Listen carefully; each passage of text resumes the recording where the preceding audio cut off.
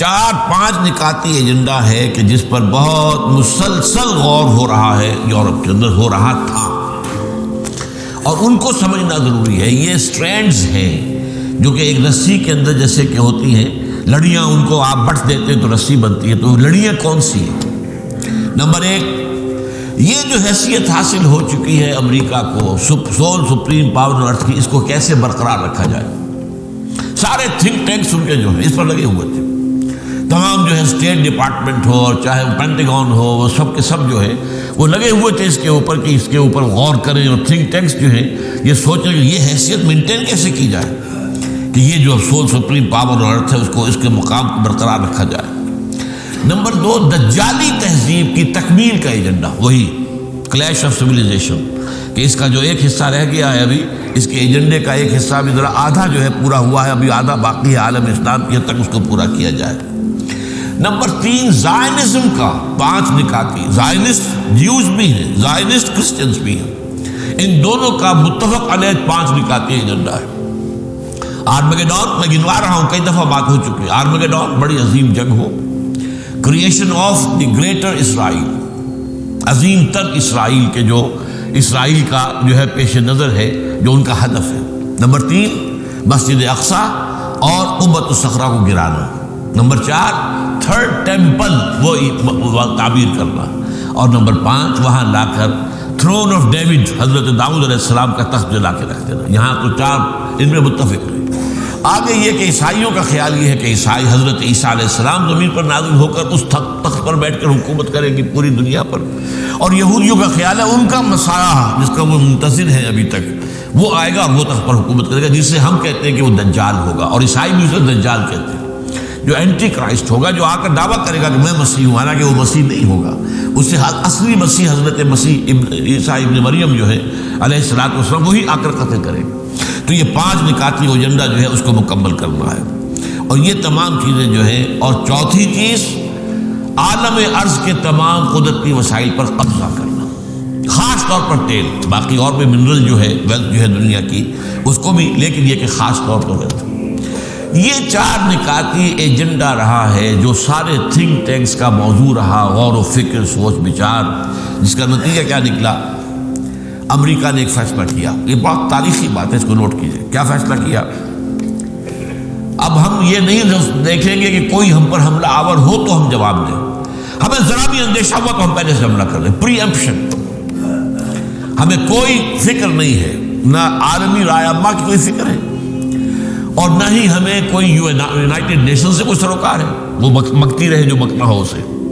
اب ہمیں اپنے الائز کی بھی فکر نہیں ہے، ہم خود اتنے طاقتور ہیں، ہم یہ سارا معاملہ خود کر سکتے ہیں۔ اور جنگجوئی کا ایک نقشہ جو ہے، یہ جنگجو جو صدر تھا امریکہ کے صدور میں سے، یہ بش ثانی جو ہے، در حقیقت یہ جنگجو صدر کی حیثیت سے تاریخ کے اندر جائے گا۔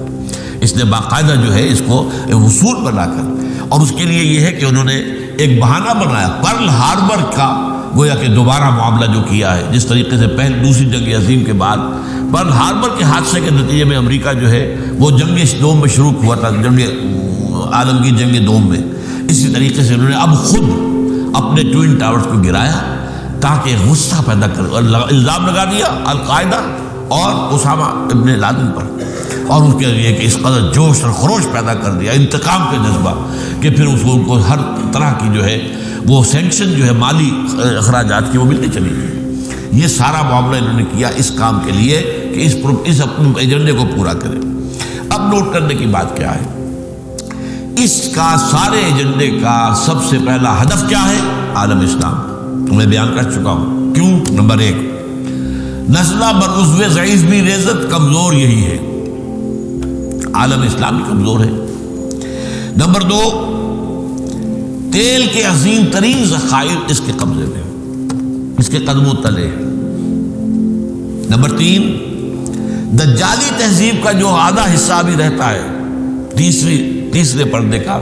اس کے راستے میں رکاوٹ یہی علاقہ ہے، یہیں پر ہے ابھی وہ تہذیب جس میں عورت کا معاملہ عورت ہے، مرد ہے، عورت کا اور دائرہ کار ہے، مرد کا اور دائرہ کار ہے، عورت کے کچھ اور فرائض ہیں، مرد کے کچھ اور فرائض ہیں، عورت کے کچھ اور حقوق ہیں، مرد کے کچھ اور حقوق ہیں۔ وَلِلرِّجَالِ عَلَيْهِنَّ دَرَجَةٌ، مردوں کو عورتوں کے اوپر ایک فوقیت کا درجہ حاصل ہے، یہ قرآن کہتا ہے نا۔ یہ تو سال نفی ہے۔ آج جو کہا جا رہا ہے کہ بالکل برابر ہر اعتبار سے، بالکل بکواس ہے، برابر نہیں ہے۔ اللہ تعالیٰ نے بنایا ہے، اللہ نے فرمایا ہے وَلِلرِّجَالِ عَلَيْهِنَّ دَرَجَةٌ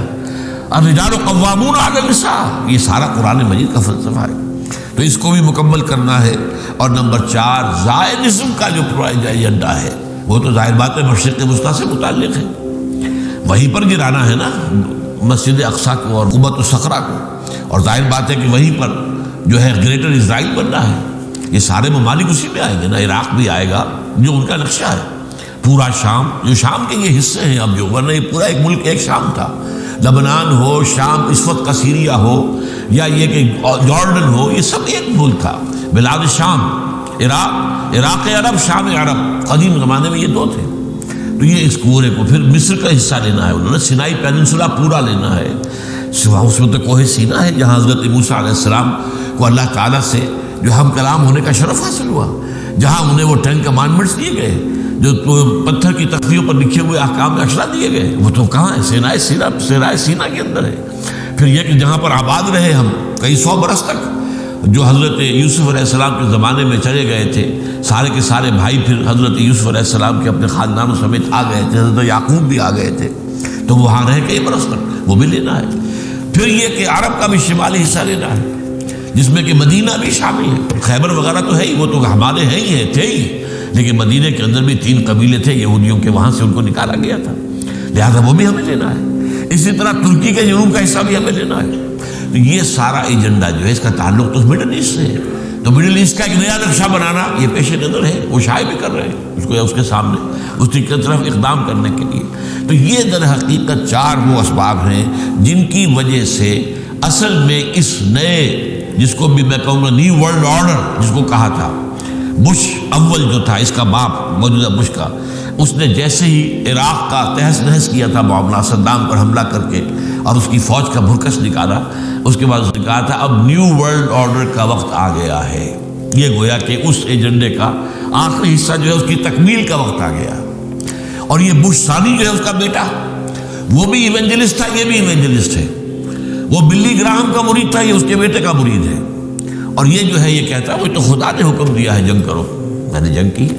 مجھے خدا نے حکم دیا ہے کہ یہ بمباری کرو، میں نے بمباری کی ہے۔ یہ بڑا کٹر قسم کا عیسائی ہے، اور اس نے، یہ میں پچھلے جمعے میں آپ کو بتا چکا ہوں، 2005 عیسوی میں 40 ارب ڈالر اس نے دیے ہیں، جو کہ یہ عیسائیوں کی مذہبی تنظیمیں ہیں، وہ زیادہ جو نیو کونز والے کہلاتے ہیں، اور جن کا معاملہ جو ہے ایونجلسٹ کہلاتے ہیں، بورن اگین کرسچنز کہلاتے ہیں، یہ لوگ جو ہے 40 ارب ڈالر اس نے دیا۔